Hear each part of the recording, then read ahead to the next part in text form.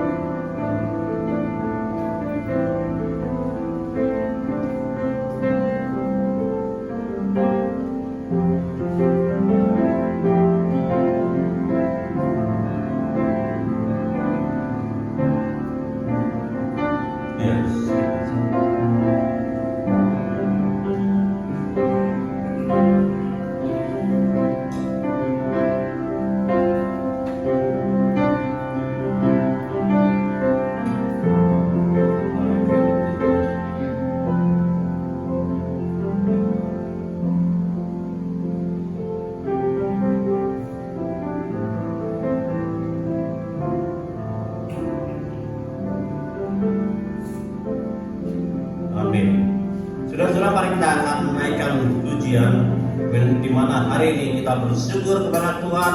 Hari ini hari yang sangat bahagia. Mari kita menaikkan pujian. Hari ini kurasa bahagia.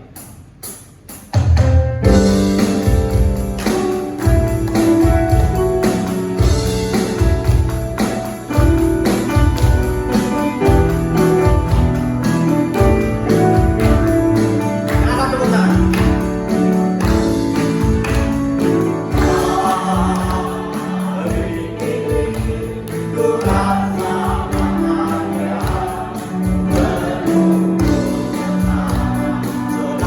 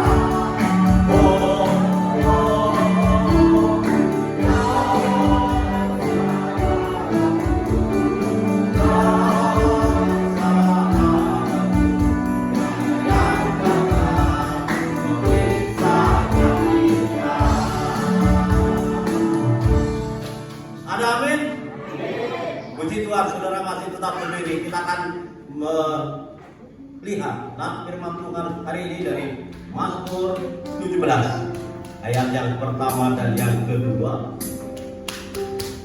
Demikianlah firman Tuhan, dengarkanlah Tuhan perkara yang benar, perhatikan seruanku, berilah telinga dan doaku, dan bibir yang tidak menipu. Daripada mula kiranya datang penghakiman, matamu kiranya melihat apa yang benar. Mari kita naikkan pujian sekali lagi. Bapa, Engkau sungguh baik.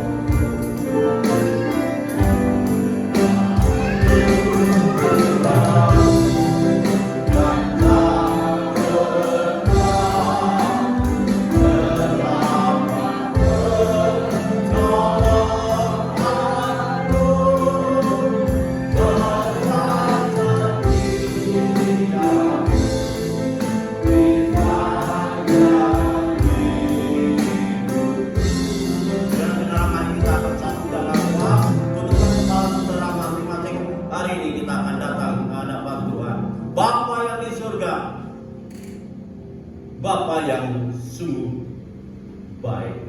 Engkaulah Bapa kami, Allah langit dan bumi.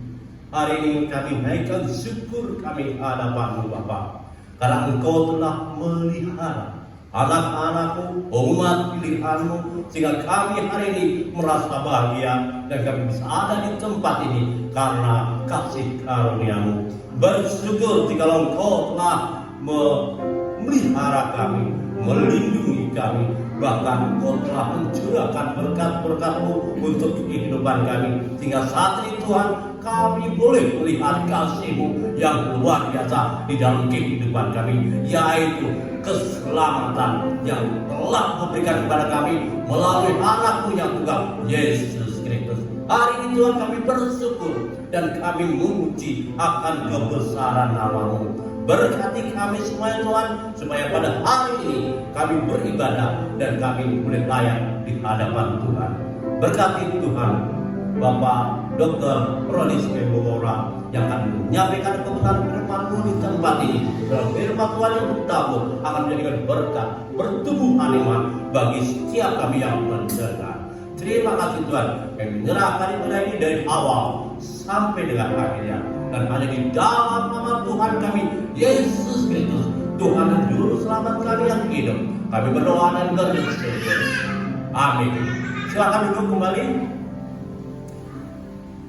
Saudara-saudara, mari kita akan menaikkan satu pujian dengan satu pujian Jiwa Raga Bagian 297.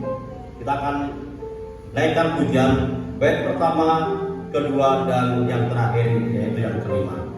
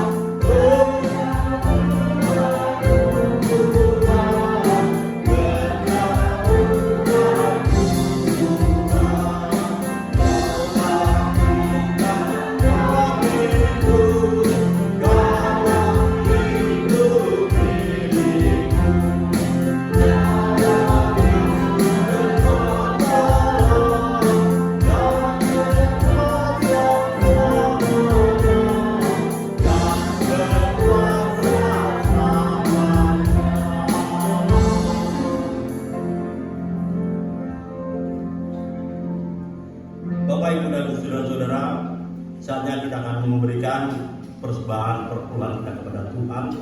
Dan di depan ini ada kotak untuk bangunan hidup baru. Silakan saudara-saudara yang berkenan untuk memberikan untuk pembangunan hidup yang baru. Petugas, saya mau untuk maju ke depan. Saudara dan saudara-saudara, silakan untuk ke depan. Petugas persembahan.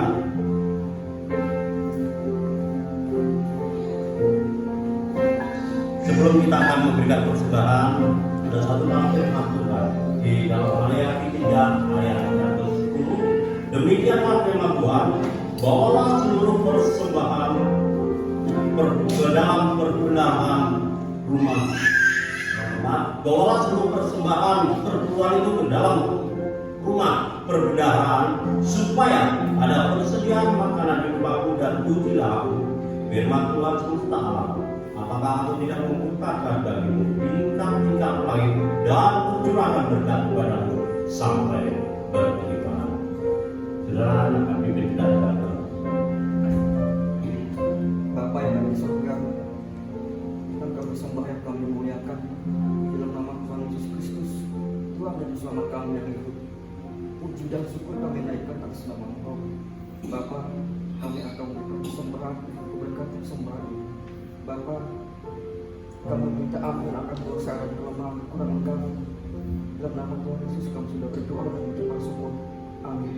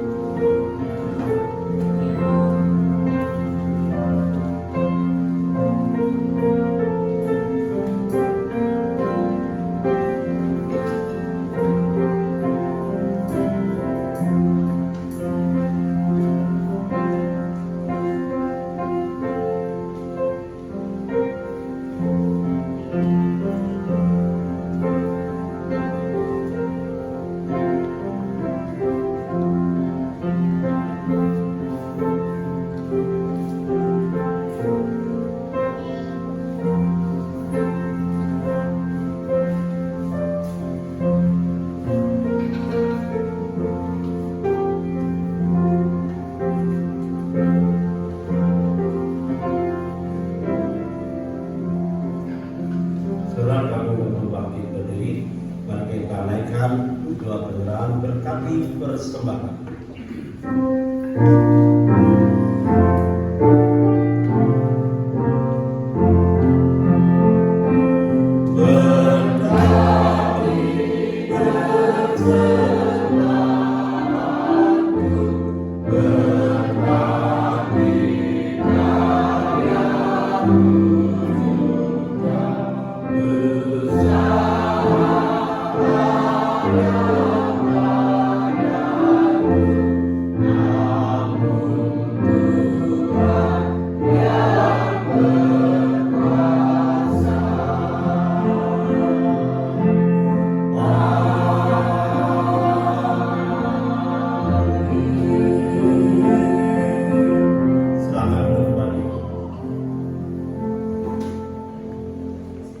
Kita akan mengaminkan nanti doa pengembala yang tadi dipimpin oleh Ibu Tadwi. Sebelumnya kita akan naikkan satu pujian doa mengubah segala sesuatu.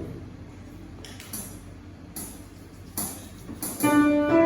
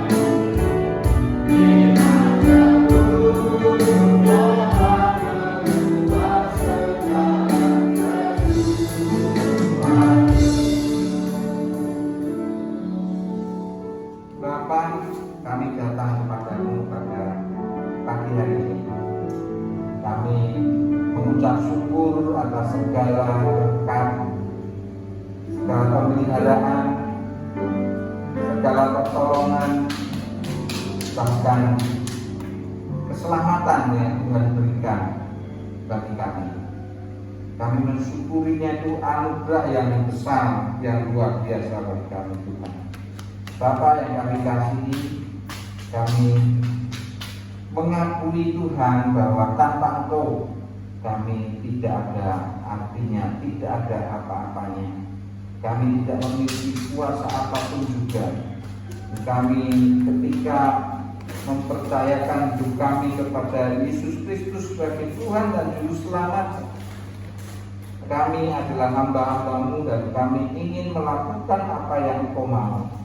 Oleh karena itu kami datang kepada Tuhan, membawa segala pergumulan kami, supaya kami boleh tahu apa yang harus kami lakukan, apa yang harus menjadi sikap kami di setiap pergumulan yang kami hadapi.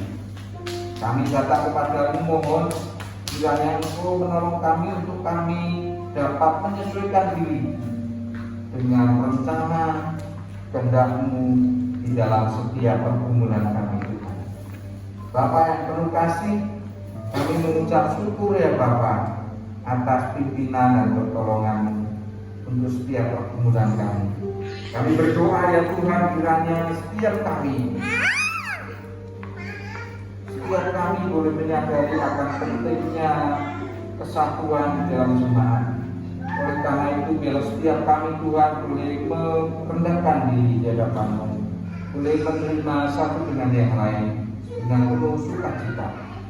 Kami berdoa kiranya Engkau terus memberi kepada kami hasrat untuk belajar akan firman-Mu, hasrat untuk terus diperlengkapi, dan kami rindu dengan karunia-karunia yang Engkau berikan. Biarlah kiranya Engkau terus membakar kerinduan kami untuk melayani Engkau Tuhan. Kami serahkan ya Bapa hati, pikiran, dan hidup kami. Kami rindu ya Tuhan membawa jiwa bagi-Mu. Kami merindukan jiwa-jiwa baru yang boleh kami persembahkan kepada-Mu Tuhan. Kami rindu menyampaikan Injil keselamatan, kabar sukacita. Terima kasih Bapa. Biarlah Engkau menolong kami. Kami juga berdoa ya Tuhan untuk gereja-Mu. Kami serahkan ke dalam tangan kuasa-Mu, Engkau yang sudah memulai. Kiranya Engkau juga yang akan terus menolong kami. Kami rindu ya Bapa untuk diperlengkapi dengan firman-Mu, sehingga hidup kami semakin mencerminkan hidup yang sesuai dengan kehendak Tuhan, mencerminkan Kristus di dalam setiap langkah, tindakan, perkataan, sikap, pendirian hidup kami Tuhan. Kami rindu ya Bapa untuk terus belajar tentang firman. Kami berdoa ya Tuhan, kiranya Engkau akan menolong setiap kami untuk kami boleh menyerahkan hidup untuk dikuasai dan dipenuhi oleh firman Tuhan. Kami serahkan ke dalam tangan kuasa-Mu. Kami berdoa jiwa-jiwa yang sudah menyerahkan hidupnya untuk dipimpin oleh Kristus, dikuasai Kristus sebagai Tuhan dan Juru Selamat. Biarlah kami boleh menolong mereka untuk menyiapkan diri dalam kelas persiapan baptisan. Kami juga rindu ya Tuhan, jemaat-Mu, para pelayan ibadah itu terus diperlengkapi dalam keterampilan bermusik. Juga kami rindu ada pribadi-pribadi yang menyediakan diri untuk siap melayani di dalam pelayanan ibadah Tuhan. Kiranya Engkau akan menolong sehingga kami boleh untuk mengadakan pembekalan dan pelayanan musik gereja ini. Kami serahkan ke dalam tangan kuasa-Mu ya Tuhan. Kami rindu ya Bapa melayani lebih banyak jiwa lagi dalam pelayanan pendidikan. Kami serahkan ke dalam tangan kuasa-Mu kerinduan kami Tuhan untuk mengambil bagian di dalam pelayanan pendidikan anak usia dini.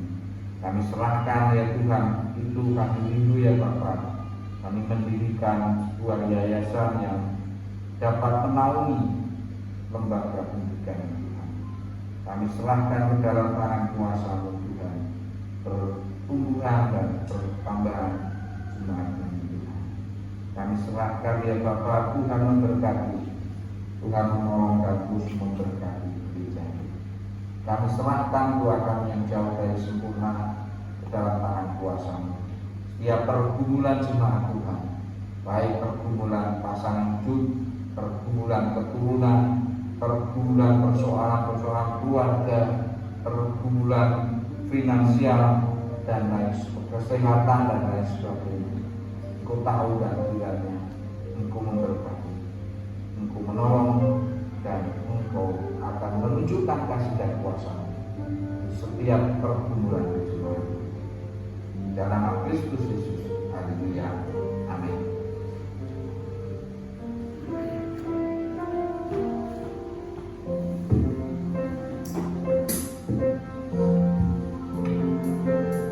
Bapak Ibu dan Saudara, setelah kita akan mendengarkan firman Tuhan yang akan disampaikan oleh Bapak Dr. Roni Setiawan Mula, sebelumnya kita akan naikkan satu pujian pribadi yang mengenal hati.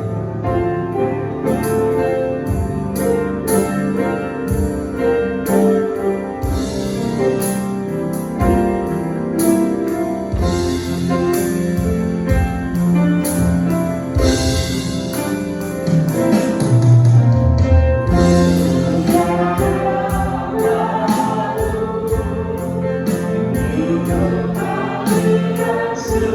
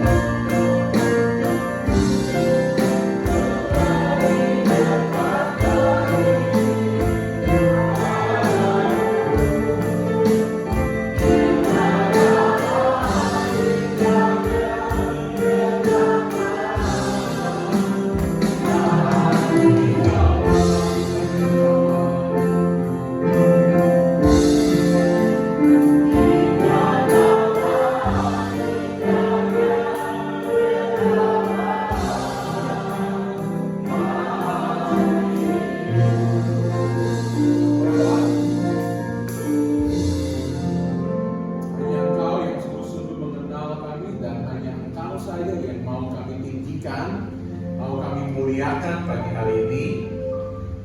Mengucap syukur untuk kesempatan yang sungguh-sungguh indah Tuhan Yesus, untuk ada di hadapan-Mu yang kudus, di tengah-tengah jemaat-Mu yang kudus, untuk Engkau perkenankan membuka firman-Mu yang kudus dan memantaukan Roh-Mu yang kudus.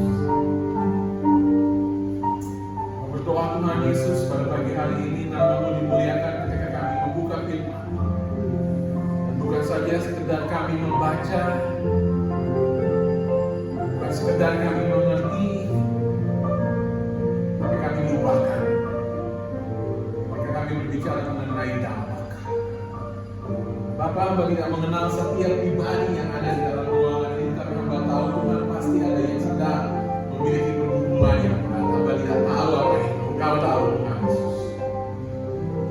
Hamba berdoa Tuhan Yesus, kalau ada di antara yang duduk atau yang menyaksikan melalui live streaming, dan mereka belum memiliki Yesus dalam hati mereka, di dalam hidup mereka, belum menjadikan Yesus sebagai Tuhan dan Juru Selamat, hamba berdoa Tuhan Yesus, biarlah karya Roh Kudus yang akan bekerja ketika mereka mendengarkan kebenaran firman Tuhan ini akan menolong mereka untuk mengambil keputusan percaya kepada Tuhan Yesus sebagai Tuhan dan Juru Selamat.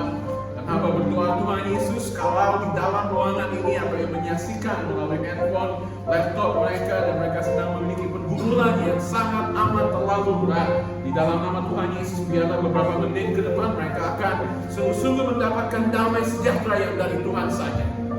Khususnya di tengah pandemi seperti ini, masalah kesehatan, masalah keuangan, krisis ekonomi dan lain sebagainya. Hamba berdoa Tuhan Yesus, bukan karena kata-kata hamba, tetapi karena kasih, jamahan, dekapan dari Tuhan, mereka akan sungguh-sungguh dikuatkan. Dan hamba berdoa mungkin juga pada pagi hari ini ada dari mereka yang mundur dalam pelayanan, tidak semangat lagi. Hamba berdoa Tuhan, biarlah firman Tuhan ini akan menolong, menguatkan, menantang mereka untuk kembali membara seperti api yang dibakar, untuk memuliakan Tuhan Yesus melalui kehidupan mereka, pelayanan mereka, keluarga mereka, uang mereka, talenta mereka, apapun. Hamba berdoa Tuhan Yesus berkati hamba yang tidak layak, yang sudah Engkau layakkan karena kasih karunia Tuhan. Hamba yang memiliki kemampuan, pikiran, pengetahuan, kata yang terbatas, hamba berdoa Tuhan Yesus, tolong Tuhan Yesus berkati. Di dalam nama kami berdoa dan mengucap syukur. Amin. Kita Dwi, jemaat, terima kasih untuk undangan yang diberikan. 12 tahun yang lalu, betul? 12 tahun yang lalu. Jadi sampai ketemu 12 tahun yang akan datang. Setiap 12 tahun. Saya selalu ingat dan masih ingat khotbah saya di sini karena saya di dalam file saya selalu saya tulis KKR Cibinong.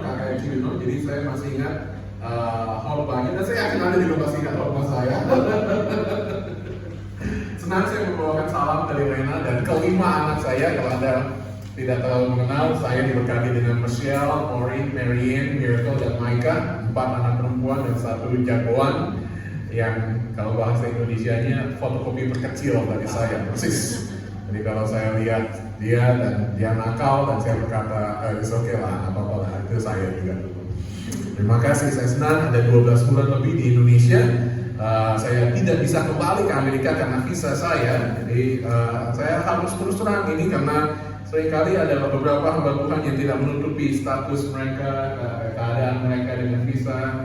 Karena saya merindukan doa dari Anda. Jadi kalau Anda memiliki pergumulan yang berat dan Anda berkata, Ron, Anda tidak tahu pergumulan saya, dan saya berkata, wah Pak, Bu, Anda juga tidak tahu pergumulan saya. 13 bulan tidak ketemu dengan kelima anak dan istri saya.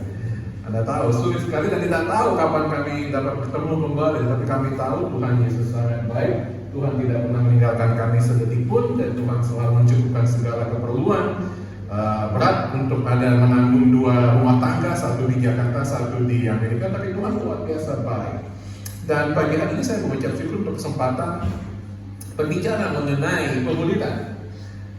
Kita akan membuka kitab Kisah Para Rasul pasalnya yang pertama, kitab Kisah Para Rasul pasal yang pertama ayat 1 sampai dengan ayatnya yang kelima. Kitab Kisah Para Rasul pasal pertama ayat 1 sampai ayat yang kelima, dan saya akan bacakan firman Tuhan untuk kita semua. Hai Theophilus, dalam bukuku yang pertama aku menulis tentang segala sesuatu yang dikerjakan dan diajarkan Yesus, sampai pada hari ia terangkat. Sebelum itu ia telah memberi perintahnya oleh Roh Kudus kepada rasul-rasul yang dipilihnya, kepada mereka yang menunjukkan dirinya setelah penderitaannya selesai dan dengan banyak tanda yang membuktikan bahwa ia hidup. Sebab selama 40 hari ia berulang-ulang menampakkan diri dan berbicara kepada mereka tentang kerajaan Allah. Pada suatu hari ketika ia makan bersama-sama dengan mereka, ia melarang mereka meninggalkan Yerusalem dan menyuruh mereka tinggal di situ, menantikan janji Bapa yang demikian. Katanya, telah kamu dengar daripadaku sebab Yohanes membaptis dengan air, tetapi tidak lama lagi kamu akan dibaptis dengan Roh Kudus. Banyak dari kita mendalami kitab Kisah Para Rasul 2, banyak dari kita menghafalkan kitab Kisah Rasul pasal 1 ayat yang ke-8. Tapi mungkin bagi kita sedikit seringkali kita melupakan apa yang ada, yang merupakan pendahuluan dari kitab Kisah Para Rasul, dan ini menjadi dasar dari apa yang kita lihat di dalam kitab Kisah Para Rasul 28 ayat 28 pasal sebelumnya. Ada satu hal yang luar biasa yang dapat kita pelajari, tapi kita tidak dapat memahaminya tanpa mendalami prolog atau pendahuluan yang ada di dalam kitab Kisah Para Rasul, di dalam 5 ayat yang luar biasa ini. Dan judul dari khotbah pada pagi hari ini adalah dampak, murid yang berdampak. Bagaimana kita dapat menjadi orang-orang yang memiliki dampak bagi masyarakat kita sekitar, bagi orang di kantor kita, dan bagi Anda yang kuliah, teman-teman sebangku kuliah Anda, dan lain sebagainya.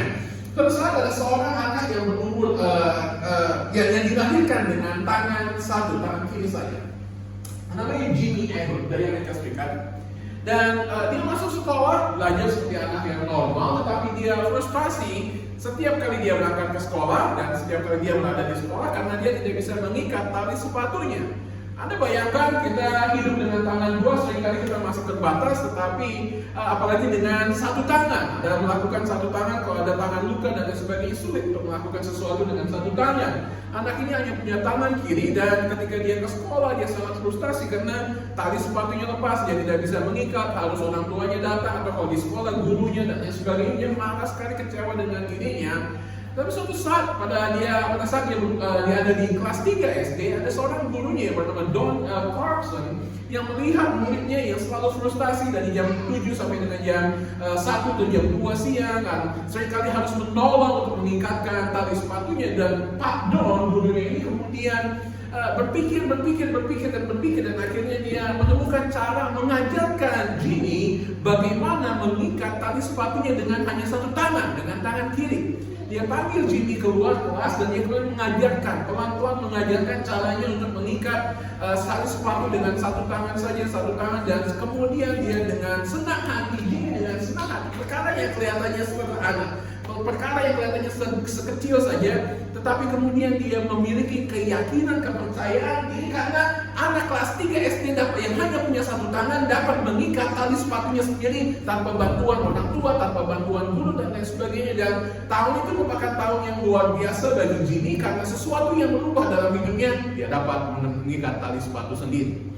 Jimmy suka sekali main baseball. Di Indonesia permainannya softball, berbeda sedikit, tetapi di Amerika permainannya baseball. Jadi suka main sekali, dia lempar bola. Anda tahu ada posisi di dalam baseball adalah seorang pelempar atau pitcher. Dia melempar dengan tangan, dan kalau Anda melihat bagaimana mereka bermain, walaupun dengan dua tangan mereka harus walaupun melempar dengan tangan kanan atau tangan kiri, mereka harus menggunakan tangan satunya untuk keseimbangan dan lain sebagainya.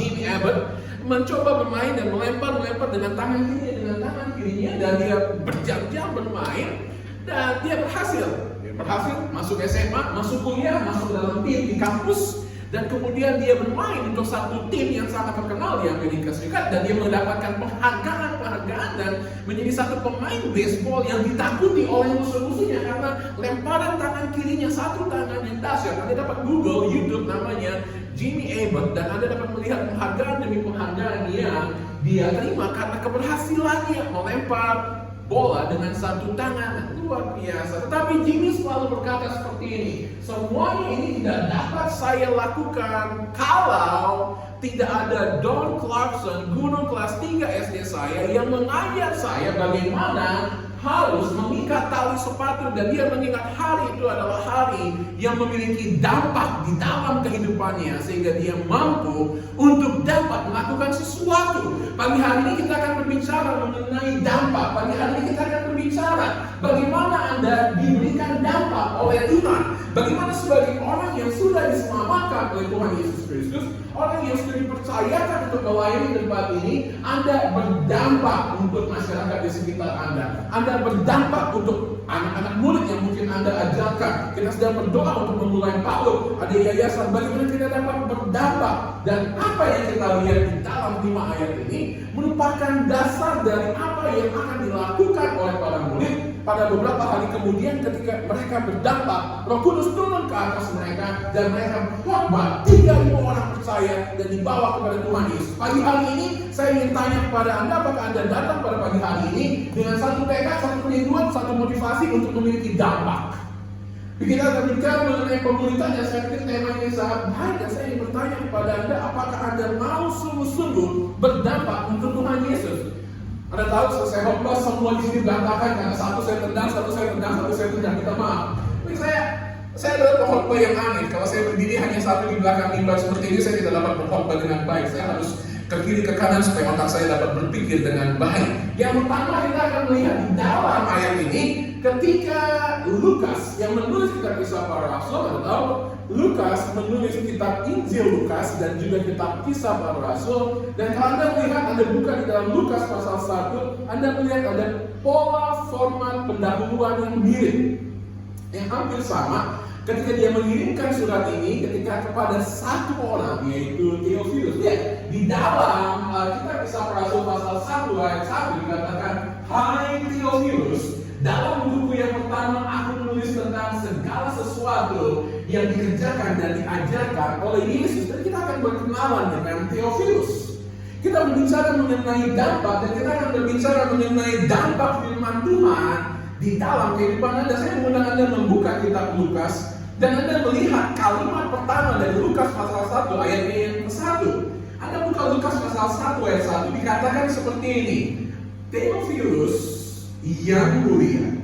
Theophilus yang mulia, banyak orang telah berusaha menyusun surat berita tentang peristiwa-peristiwa yang telah terjadi di antara kita, seperti yang disampaikan kepada kita oleh mereka yang dari semula adalah saksi mata dari pelayan firman. Karena itu, setelah aku menyelidiki segala peristiwa itu dengan seksama dari asal mulanya, aku mengambil keputusan untuk membukukannya dengan teratur bagimu, supaya engkau dapat mengetahui bahwa segala sesuatu yang diajarkan kepadamu sungguh benar. Nah, siapa Theophilus? Kita tidak terlalu tahu siapa Theophilus, tetapi ada beberapa hal yang dapat kita pelajari tentang orang yang tidak kenal. Saya yakin bahwa dia adalah seorang yang hidup. Karena ada orang yang mengatakan Theophilus adalah artinya orang yang dikasihi oleh Allah. Theo adalah Allah, Philos dari kata Filika, mengasihi orang yang dikasihi Allah, sehingga dapat berbicara mengenai siapapun orang-orang yang dikasihi Allah, sehingga tidak ada orang yang sungguh-sungguh namanya Theophilus. Saya percaya bahwa Theophilus adalah orang yang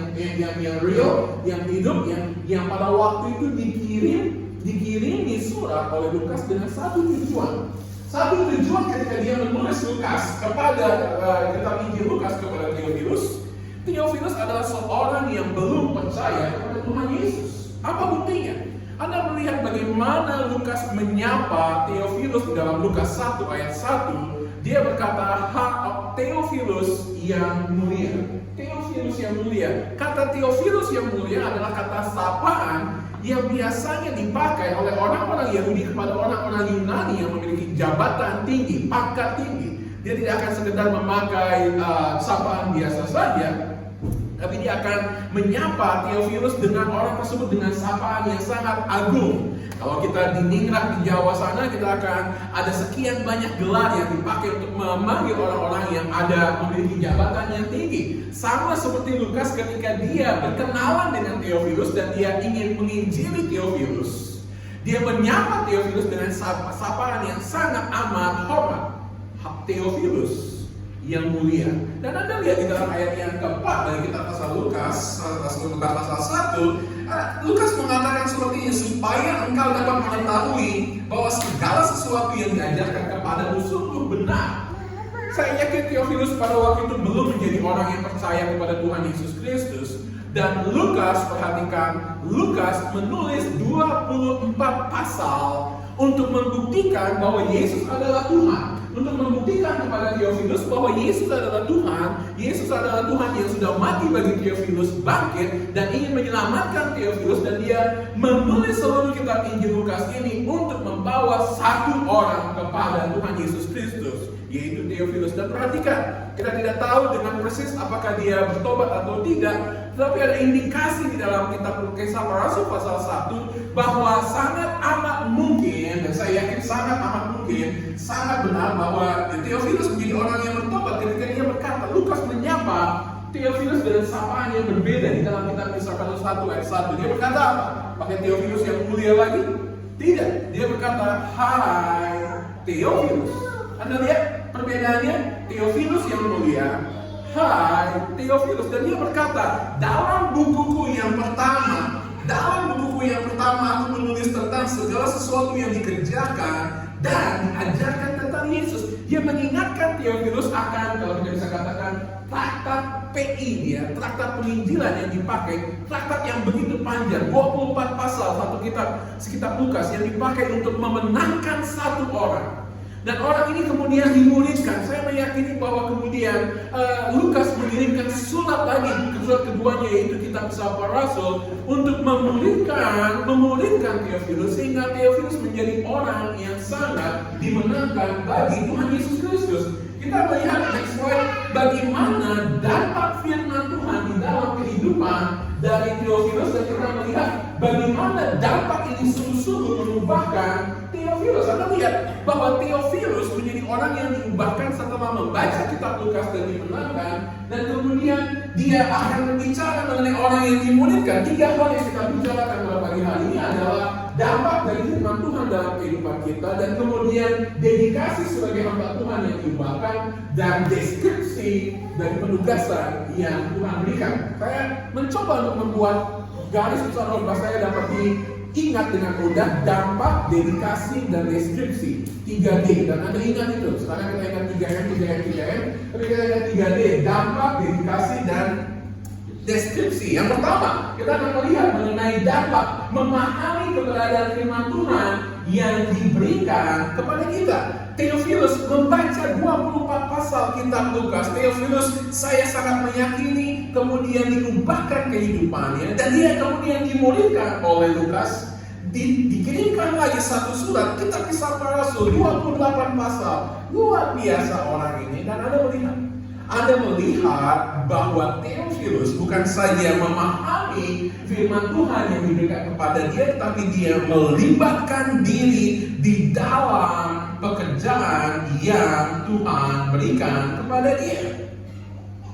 Anda lihat bahwa orang ini sungguh luar biasa, dan bahwa Theophilus menyadari bagaimana dia harus terlibat di dalam pelayanan. 2 orang ini, Lukas dan Theophilus, adalah orang-orang yang luar biasa. Kita akan berkenalan juga dengan orang yang namanya Lukas. Bagaimana Lukas dapat ada di dalam cerita ini? Lukas menulis kitab Lukas menulis kitab Kisah Para Rasul, tapi kita tidak tahu persis bagaimana sampai dia terlibat di dalam. Saya ingin mengajak Anda membuka kitab Kisah Para Rasul pasalnya yang ke-16, dan saya ingin mengajak Anda sudah sering melihat ayat ini, membaca, mempelajari ayat ini, dan Anda akan melihat sesuatu yang saya harap menolong Anda untuk melihat sesuatu yang baru di sini ketika Anda melihat di dalam firman Tuhan bagaimana Lukas terlibat di dalam pelayanan. Di dalam ayatnya yang keempat, kelima, keenam, dan selanjutnya Anda akan melihat. Coba perhatikan, kalau Anda guru sekolah, kalau Anda orang tua, sekarang semua orang tua yang menjadi guru karena terlibat di dalam PJJ, apapun namanya, PJJ, pembelajaran jarak jauh. Karena orang tua harus melihat, dan Anda lihat bagaimana ada perubahan di dalam bahasa Indonesianya, kata ganti orang pertama, orang kedua, orang ketiga. Oke, mereka adalah kata ganti orang ketiga jamak, kemudian kami adalah kata ganti orang pertama jamak.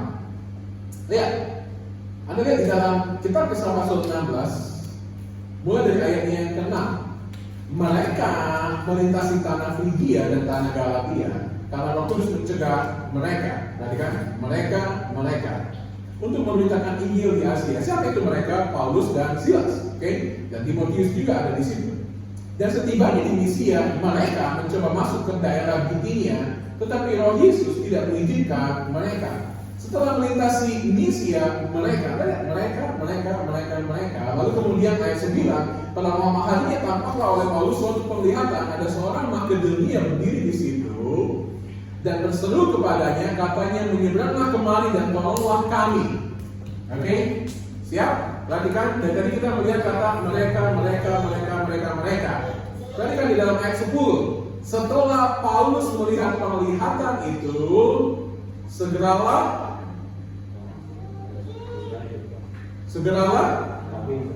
bukan mereka, segeralah kami.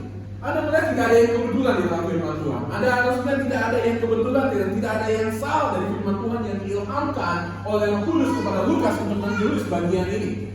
Tadinya saya meyakini Lukas adalah orang luar yang menyaksikan semuanya, yang mencatat dan mendengar, mencatat dan membukukan, melihat Paulus, Timotius dan Silas melayani dan menyebut mereka. Tetapi kemudian dalam suatu saat orang yang percaya bahwa ketika Paulus dan teman-temannya melihat penglihatan yang dilihat adalah Lukas, itu adalah teori dan kita tidak dapat sungguh-sungguh yakin. Tetapi satu hal yang saya yakin, satu hal yang saya amini di sini adalah ketika Lukas kemudian mengubah kata ganti orang ketiga jamak menjadi kata ganti orang pertama jamak, dari mereka menjadi kami, menunjukkan bahwa tadinya Lukas hanya menyaksikan, melihat menjadi orang luar, tetapi kemudian Lukas terlibat di dalam pelayanan yang dilakukan oleh Paulus. Artinya adalah bukan saja dia melihat, dia mencatat dan dia berkata baik, tetapi dia berkata saya juga mau terlibat di dalam pelayanan tersebut. Dan Anda melihat hasilnya bahwa kemudian dia mencatat 28 pasal, beberapa tahun perjalanan daripada rasul tersebut, beberapa ribu orang yang dimenangkan, dan kitab kisah para rasul memiliki dampak yang luar biasa bagi banyak orang. Dan pertanyaannya adalah buat Anda dan saya pada pagi hari ini, apakah Anda sudah sungguh-sungguh memahami keberadaan firman Tuhan di dalam hidup Anda dan mengatakan saya mau menjadi orang yang berdampak dan kemudian melibatkan diri di dalam pelayanan dan kemudian sungguh-sungguh berkata, kalau Lukas tadinya berkata itu mereka dan sekarang menjadi kami, saya pun juga mau mengatakan saya juga mau menjadi dampak, memberikan dampak bagi Tuhan Yesus Kristus. Anda lihat bahwa di dalam pelayanan seringkali mudah bagi kita untuk mengatakan, oh ya, nama saya ada di dalam buletin gereja, saya menyambut tamu hari Minggu ini, saya mengajar sekolah Minggu, saya mengambil persembahan dan lain sebagainya. Seringkali kita di dalam gereja-gereja baptis, dan baik, saya menikmati adalah nyanyian pujian yang dinyanyikan beberapa pagi hari ini. Udah jarang sekali. Jiwa ada sudah jarang Bapak menyanyikan. Apalagi nanti kita akan nyanyikan kepanjangan berkat pakai piano lagi, ada buku piano. Saya mengucapkan terima kasih. Tapi saya ingin bertanya kepada Anda, apakah Anda puas dan Anda merasa cukup ketika nama Anda ditulis di dalam buletin gereja dan mengatakan saya sudah melakukan pemuritan? Gereja-gereja baptis berpikir ketika saya sudah mengajar sekolah minggu, pemuritan selesai. Gereja baptis berpikir bahwa ketika orang percaya kepada Yesus dan kemudian mengikuti kelas Kristen baru, dibaptiskan, saat itu selesai. Tidak. Anda dimuridkan sampai suatu saat Anda harus memuridkan orang lain.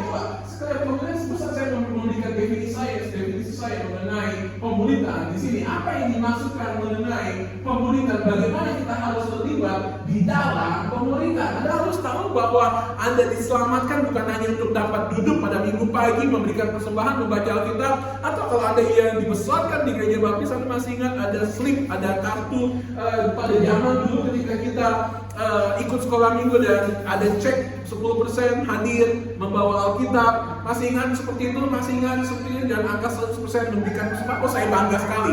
Kalau itu kelas ini dia kelas pertama, kalau saya memiliki angka 80 atau 90, dan kadang-kadang berbohong juga supaya angkanya dapat 100%. Anda tahu, dan seringkali kita berpikir bahwa kita sudah cukup dengan cek semuanya itu, dan kita berkata kita sudah dimulihkan. Tidak.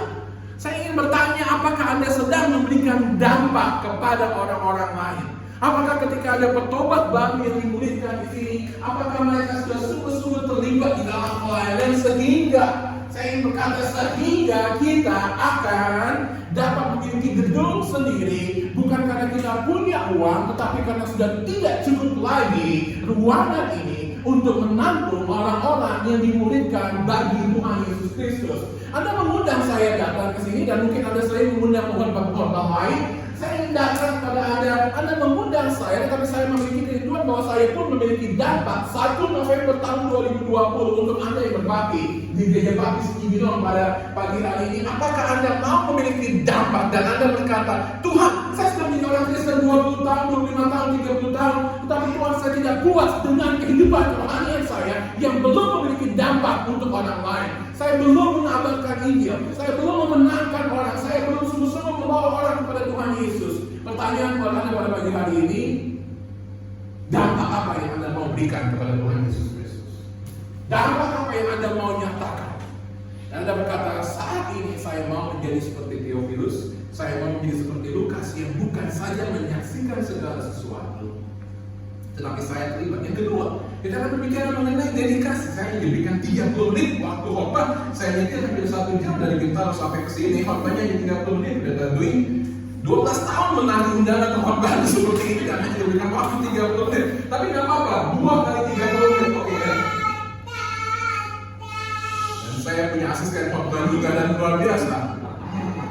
Yang kedua adalah menunjukkan dedikasi atas kepercayaan yang Tuhan berikan kepada mereka. Anda lihat apa yang diberikan, yang dikatakan oleh Lukas kepada Theophilus di sini. Dia berkata, dalam bukuku yang pertama, aku menulis tentang segala sesuatu yang dikerjakan dan diajarkan Yesus. Segala sesuatu yang dikerjakan dan diajarkan oleh Tuhan Yesus. Anda harus tahu bahwa Lukas bukanlah salah satu dari 12 murid. Tidak ada nama Lukas di situ. Anda harus tahu.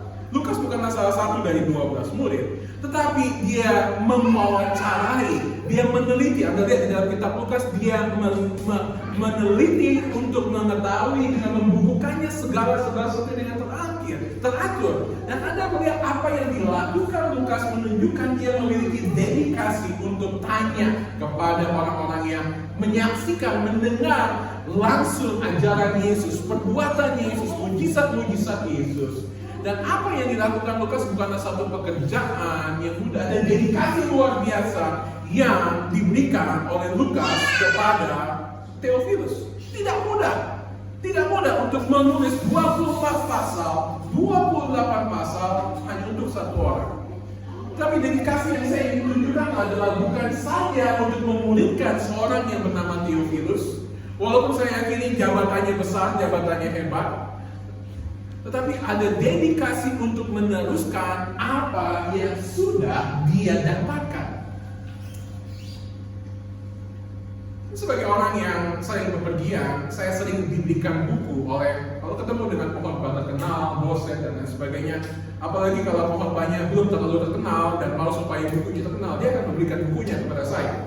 Jadi banyak bagian dalam perpustakaan saya, buku diberikan oleh orang lain. Dan bukan saya saja, mungkin juga Anda, kalau Anda diberikan buku oleh orang lain, yang Anda lakukan adalah taruh di rak buku ya Pak ya. Dan kemudian mungkin dibaca, mungkin tidak. Saya harus akui, minta ampun kepada Tuhan, ada banyak hamba Tuhan yang kasih bukunya yang dia tulis, dan saya belum sempat untuk baca karena ada prioritas baca-baca yang lain. Coba bayangkan mengapa Anda menerima kitab Lukas pada pagi hari ini. Mengapa ada kitab Lukas dan kitab Kisah Para Rasul. Coba bayangkan kalau orang yang bernama Theophilus itu seperti Anda dan saya tidak menuduh Anda tapi seperti saya, mendapat surat, mendapat buku, dan kemudian taruh di buku, di rak bukunya.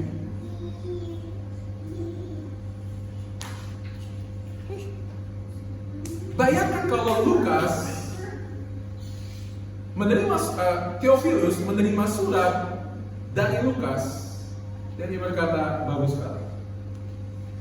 sekali dan dia tahu dan dia tidak bagikan kepada orang lain. Anda harus tahu alasan kita menerima kitab Lukas, kita memiliki kitab Kisah Para Rasul adalah karena Theophilus setelah dia bertobat, setelah dia dimulihkan, dia tidak simpan bukunya di rak buku dia, tetapi dia membagikannya kepada orang lain.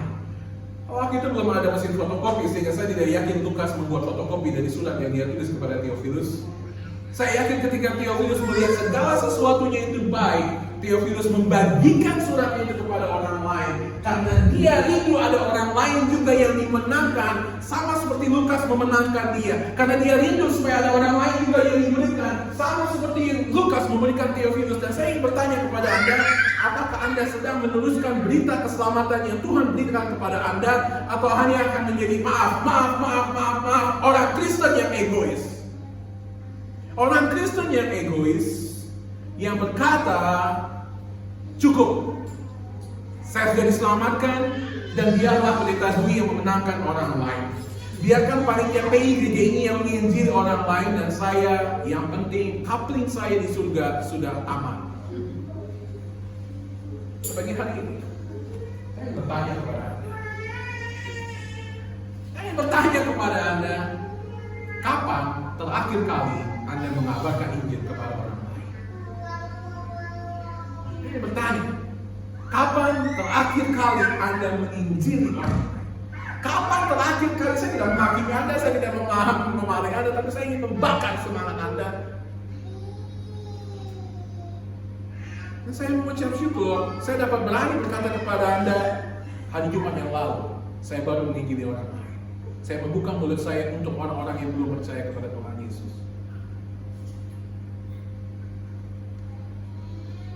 Bapak Ibu Saudara yang terkasih, Anda tidak akan dapat mengembangkan gereja ini kalau Anda tidak mengembangkan satu gaya hidup pengabaran Injil. Gaya hidup ketika Anda merasa setiap hari, setiap minggu, saya harus membuka mulut saya untuk Tuhan Yesus Kristus. Entah melalui media sosial Anda, entah melalui kehidupan Anda di kantor, di rumah, dimanapun. Anda harus tahu bahwa Anda tidak perlu berdoa untuk mengabarkan Injil. Oh, maksudnya apa tidak perlu berdoa untuk mengabarkan Injil? Tuhan mau Anda mengabarkan Injil. Tuhan mau Anda mengabarkan Injil.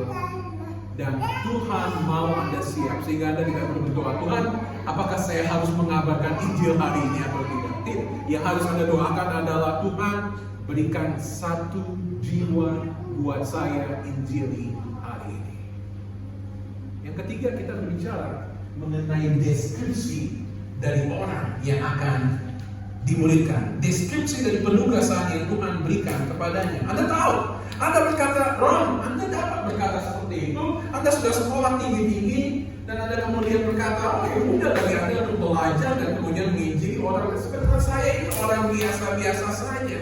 Anda harus tahu bahwa yang dilakukan, yang dijelaskan oleh Lukas di sini adalah bahwa dia sedang memberitakan, menyatakan bahwa orang ini meyakini bahwa kita semua adalah orang-orang yang dipilihnya. Siap dengan saya kalau Anda punya pulpen atau Anda punya handphone, lihat di dalam ayat-ayat ini Anda lihat bahwa semua orang yang dilayani oleh Lukas adalah orang-orang biasa. Yang pertama, Anda lihat bahwa orang-orang yang dipilihnya, lihat di dalam ayat yang kedua. Sebelum itu, ia telah memberi perintahnya oleh Roh Kudus kepada rasul-rasul yang dipilihnya. Rasul-rasul yang dipilihnya. Anda tahu, bukan saja rasul-rasul, Anda dan saya orang pilihan Tuhan. Anda berkata, saya tidak mampu mengabarkan Injil. Anda orang pilihan Tuhan. Nomor 120 lagunya judulnya apa? Aku dipilihnya. Anda orang pilihan Tuhan, Anda dipilih oleh Tuhan, Anda orang pilihan Tuhan. Yang kedua adalah orang-orang yang sudah sungguh-sungguh diyakinkan, ayat 3, kepada mereka ia menunjukkan bahwa setelah pemerintahnya selesai dan dengan banyak tanda ia membuktikan bahwa ia hidup, sebab selama 40 hari ia berulang-ulang menampakkan diri dan berbicara kepada mereka tentang kerajaan Allah. Pertanyaan untuk Anda, kenapa Yesus harus berulang kali selama 40 hari menampakkan dirinya kepada para murid untuk meyakinkan mereka bahwa dia adalah Tuhan yang sudah bangkit, Tuhan yang sudah mati dan Tuhan yang sudah dibangkitkan. Dan kemudian dia adalah orang-orang yang diperintahkan di dalam ayat yang kedua. Sebelum itu ia telah memberi perintahnya oleh Roh Kudus.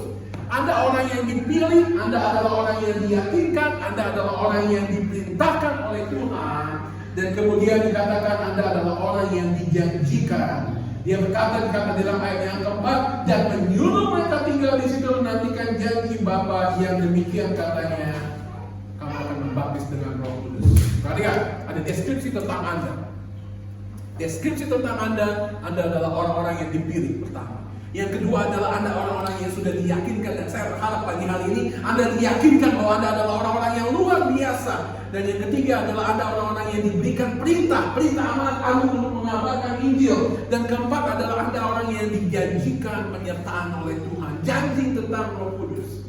Anda tahu ketika Tuhan berkata di dalam ayat-ayat selanjutnya, ayat yang ke-8, tetapi kamu akan menerima kuasa ketika Roh Kudus turun ke atas kamu, dan kamu akan menjadi saksiku di Yerusalem. Perhatikan di mana mereka waktu itu berada, mereka ada di Yerusalem.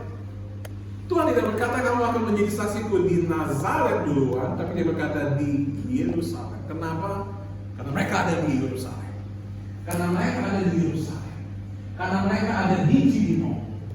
Tuhan berkata kamu akan menjadi saksiku di Cibinong, di Jawa Barat, di Indonesia, untuk kemuliaan nama Tuhan Yesus. Pagi hari,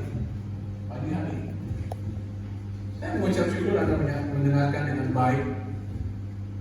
Saya sudah keliling berkhotbah dan saya dapat melihat orang yang ngantuk, orang yang bosan, orang yang hancur, dan 99% dari Anda saya harap mendapat berkat pada pagi hari ini. Tapi saya ingin bertanya, apakah Anda hanya akan berkata saya diberkati, dan Anda tidak berkata saya mau keluar menjadi dampak bagi Tuhan Yesus Kristus?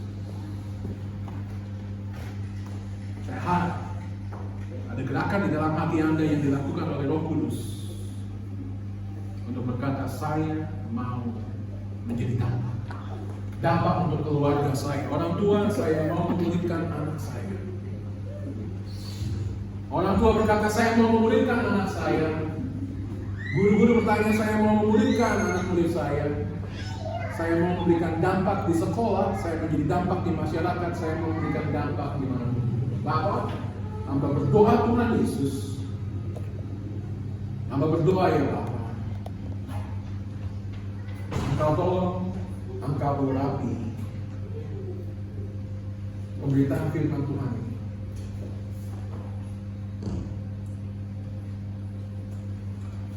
Kalau sungguh-sungguh berdoa Tuhan Yesus,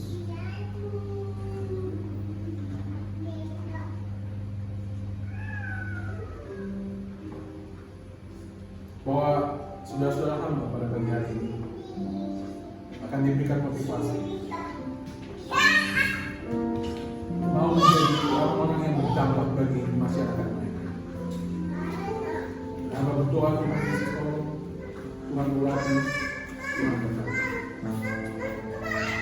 Apapun yang akan mereka nyatakan kepada Tuhan Yesus, Tuhan tolong berkati. Biar mereka digerakkan oleh Kudus untuk menjadi orang-orang yang berdampak bagi bangsa, bagi masyarakat, terutama bagi kita. Dalam nama kami berdoa.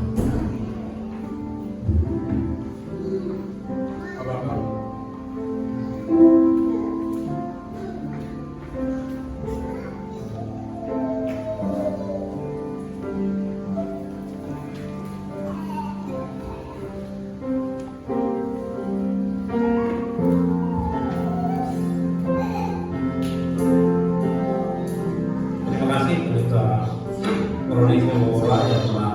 menyampaikan kebenaran firman Tuhan hari ini. Kiranya saudara-saudara sekalian terbuat hati melalui firman Tuhan hari ini. Mari kita respon firman Tuhan ini dengan pujian Tuhan. Inilah hidup. Jadikan aku pada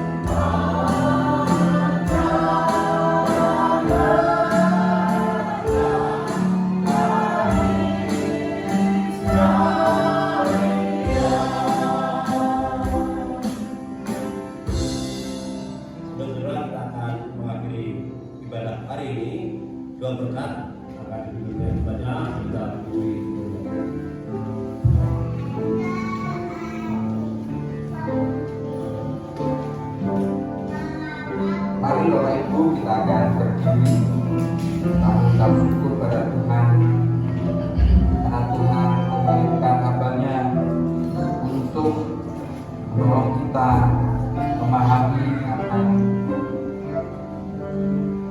maksud dan tujuan Tuhan mengirim dan memulihkan kita supaya kita dapat dan menjadi berkat memancarkan berkat Tuhan, memberikan manfaat bagi orang lain. Dan kita berdoa dan bersyukur. Tuhan yang kami kasihi, yang kami sembah, kami puji dan kami muliakan dalam nama Yesus Kristus, Tuhan dan Juru Selamat. Kami mengucap syukur kepadamu ya Bapa, karena Engkau mengasihi kami, Engkau memilih kami, Engkau memperlengkapi kami dengan karunia-karunia, dengan maksud Engkau jadikan kami sebagai alat-Mu supaya kami menjadi berkat, menjadi dampak bagi orang lain. Kami rindu Tuhan untuk berdedikasi bagi orang lain, orang-orang yang Tuhan sudah panggil, sudah pilih dari sejak semula untuk boleh menjadi warga kerajaan. Inilah kami Tuhan dengan segala keberadaan kami. Bila kiranya ya Bapa, Engkau menolong kami, Engkau memampukan kami, memperlengkapi kami dengan karunia-Mu dan memberi kami dorongan semangat api yang berkobar-kobar untuk menjadi murid-Mu dan memberikan orang lain. Terima kasih Bapak, kepada hamba-Mu Bapak Pendeta Roni Sergowora untuk menyampaikan isi hati-Mu ya Tuhan Yesus. Dan biarlah apa yang sudah disampaikan dengan pertolongan Roh Kudus-Mu terus menggema, terus bersuara di dalam hati, pikiran dan roh kami. Dan biarlah dengan urapan Roh Tuhan kami benar-benar menjadi umat yang melakukan benar. Sebentar kami akan meninggalkan baik-Mu ini Tuhan, dan menerima berkat firman Tuhan pada pagi hari. Biarlah kiranya Engkau menuntun, Engkau memimpin, Engkau melindungi, menyertai di dalam perjalanan pulang kami, terlebih di dalam perjalanan kehidupan kami.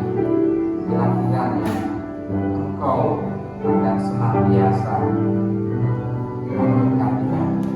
Bapak, Ibu dan Saudara, arahkanlah perhatian Bapak, Ibu dan Saudara kepada Tuhan dan terimalah berkat yang dasar. Tuhan memberkati engkau dan melindungi engkau. Tuhan menyinari engkau dengan wajah-Nya dan memberi engkau kasih karunia. Tuhan menghadapkan wajah-Nya kepadamu dan memberi engkau damai sejahtera.